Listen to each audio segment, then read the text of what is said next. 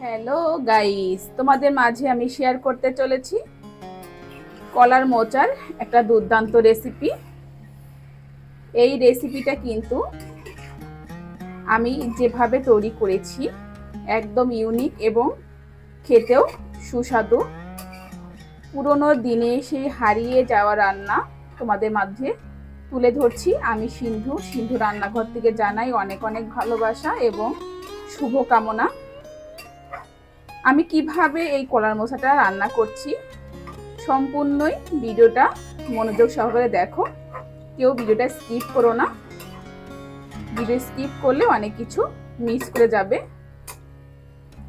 চলো আমরা এবার মূল রেসিপিতে ফিরে যাই। আমি কিভাবে এই কলার মোচার রেসিপিটা করছি বা কলার মোচার ঘন্টটা রান্না করছি সম্পূর্ণ নিরামিষভাবে। চলো দেখে নেই।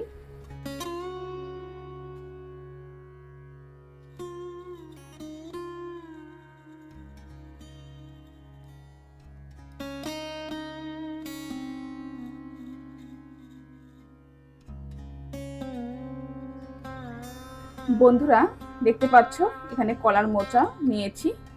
এই কলার মোচা আমি ভালোভাবে অফলাইনে কেটে তারপরে তোমাদেরকে দেখাচ্ছি। বন্ধুরা লাগছে কাঁচা লঙ্কা, আলু ছোট ছোট করে কেটে নিয়েছি, লাগছে পোলার চাল,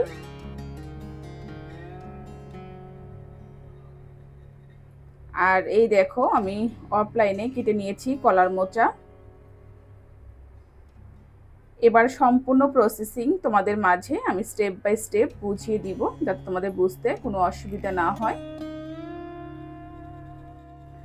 বন্ধুরা এই কলার মোচার সাথে এই চাল দিয়ে আমি কিভাবে রান্না করছি আর কতটা মজা, এবং এরকম নিরামিষ কলার মোচার ঘন্ট তোমরা যদি এভাবে খাও তাহলে বুঝতে পারবে যে এর টেস্টটা কতটা, এবং একবার খেলে কিন্তু বারবার খেতে ইচ্ছা করবে।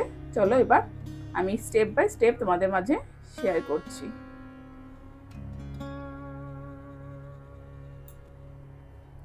দেখো বন্ধুরা আমি একটা পাত্রে জল নিয়েছি।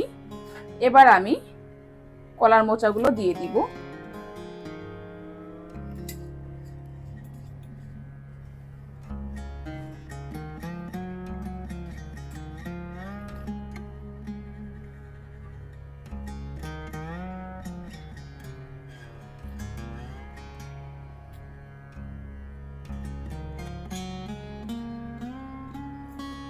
এখন কিন্তু দেওয়া যাবে না, আমি জাস্ট দেখাচ্ছি।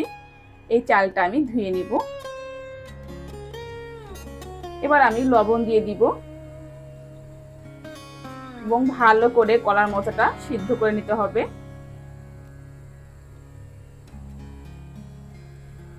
5 থেকে 6 মিনিট সিদ্ধ করতে হবে। এটা কিন্তু গ্রাম অঞ্চলের মানুষ বেশি ভালো করে রান্না করতে পারে, আর আমি মা ঠাকুমাদের হাতে সেই স্পেশাল রান্নাই তোমাদের মাঝে শেয়ার করছি যাতে তোমরাও বাসায় এভাবে রান্না করে খেতে পারো। বন্ধুরা দেখো কলার মোচা কিন্তু আমার সিদ্ধ হয়ে গেছে। আমি একটা হাত দিয়ে দেখাচ্ছি, দেখতে পেয়েছো?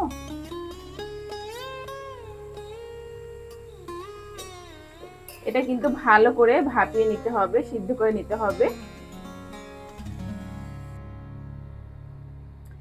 দেখো বন্ধুরা আমি একটা পাত্রে উঠিয়ে নিয়েছি, আর ফ্রাই প্যান কিন্তু ভালো করে গরম করে নিয়েছি। এবার দিয়ে দিব পরিমাণ মতো সরিষার তেল,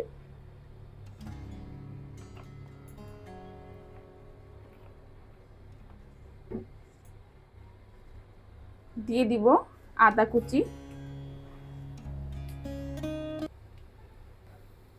দিয়ে দিব দারচিনি, দিব শুকনা মরিচ, দিব জিরা। এখন ব্রাউন কালার হওয়া পর্যন্ত ওয়েট করতে হবে। দেখো বন্ধুরা, ব্রাউন কালার হয়ে গেছে। দিয়ে দিব হিং,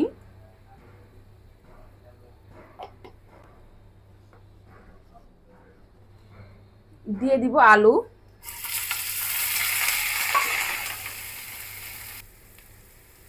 দিয়ে দিব হলুদ,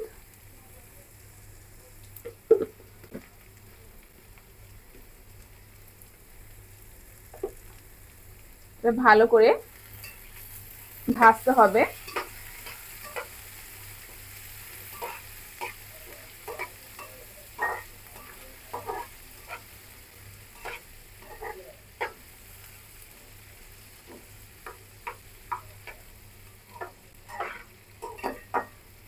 আমি সম্পূর্ণ ভিডিও তোমাদের সাথে দেখানোর চেষ্টা করছি, আশা করছি অনেক অনেক ভালো লাগবে ভিডিওটা।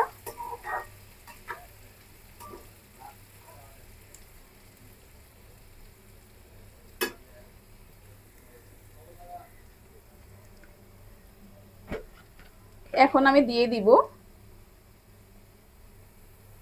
লবণ পরিমাণ মতো। আমি কিন্তু আর দ্বিতীয়বার লবণ ব্যবহার করব না, ভালো করে ভাজতে হবে।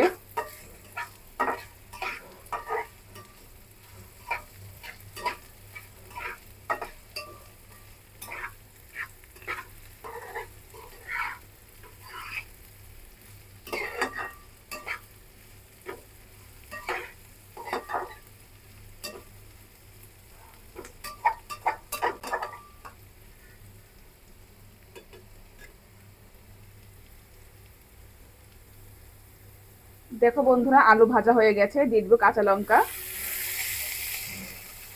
আর দিয়ে দিব চাল। এবার ভালো করে মিশিয়ে দিতে হবে এবং চালটাও ভালো করে ভাজতে হবে।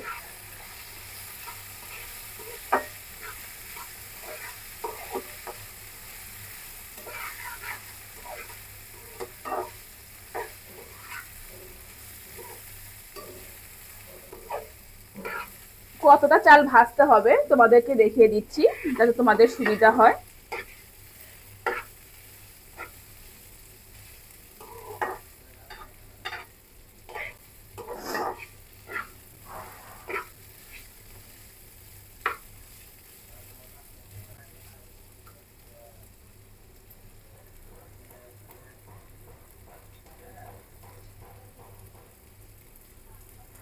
চাল কিন্তু খুব একটা পুড়ে যাবে না, এমনই হতে হবে বন্ধুরা।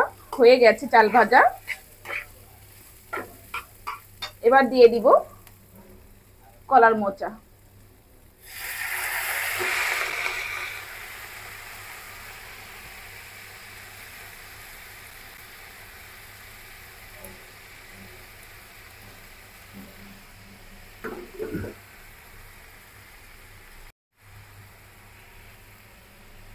এবার ভালো করে মিশিয়ে দিতে হবে।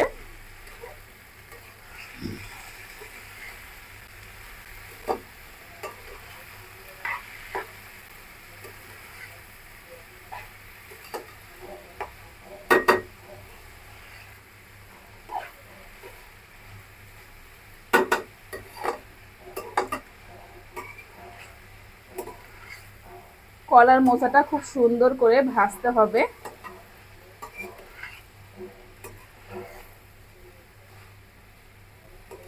নিরামিষ দিনে কিন্তু তোমরা এই রেসিপি অবশ্যই করতে পারো। এই রেসিপি খাওয়ার পরে সবাই আঙ্গুল চাটতে থাকবে, এতটাই মজা এই রেসিপি।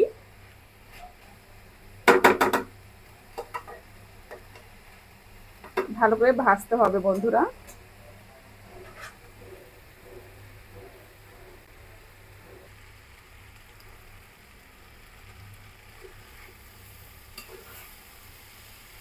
দেখো বন্ধুরা, কত সুন্দর ভাজা ভাজা হয়ে গেছে।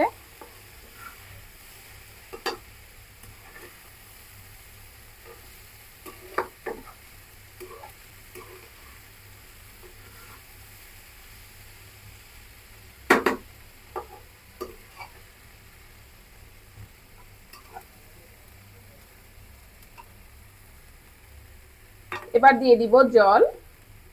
এখানে আমি এক বাটির একটু কম জল দিচ্ছি।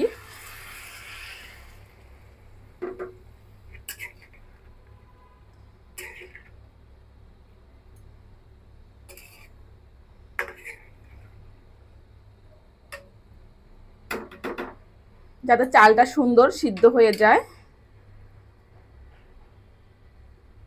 এখন বলক ওঠা পর্যন্ত ওয়েট করতে হবে।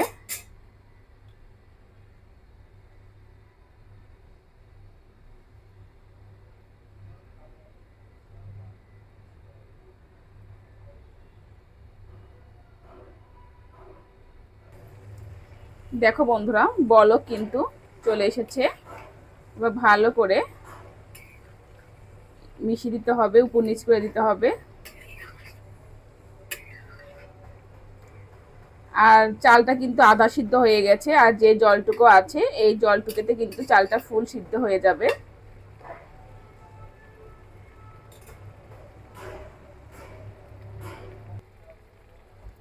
এবার আমি দিয়ে দিব জিরের গুঁড়ো,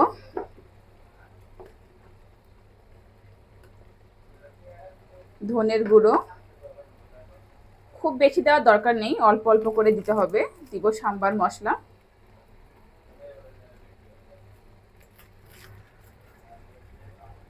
এবার ভালো করে মিশিয়ে দিতে হবে।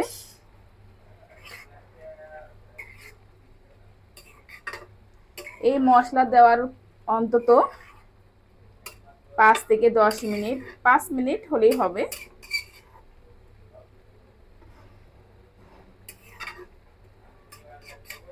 মিশিয়ে দিতে হবে।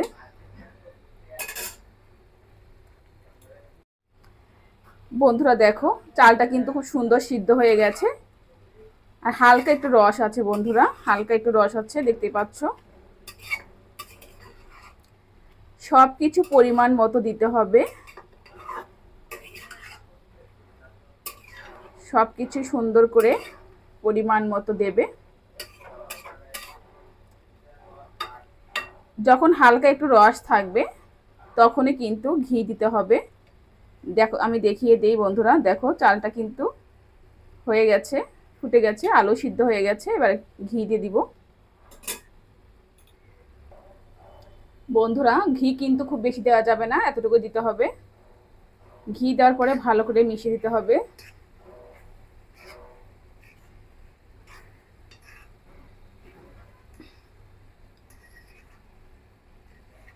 এই কলার মোচার ঘন্ট যে এতটা মজা, যদি এভাবে রান্না করো তাহলেও কিন্তু তোমরা বাসায় উপভোগ করতে পারবে খেতে। আর কলার মোচাতে কিন্তু অনেক ভিটামিন আছে, যেটা আমাদের শরীরের জন্য অনেক অনেক উপকার। তো বন্ধুরা আমার রান্না রেডি হয়ে গেছে। তো কেমন লাগলো আমার এই রেসিপি অবশ্যই কমেন্ট করতে ভুলবে না। আরও নতুন নতুন রেসিপি পাওয়ার জন্য অবশ্যই সিন্ধু করুণাময়ী কিচেন ব্লগের পাশে থাকো। সবাই ভালো থাকো, টাটা।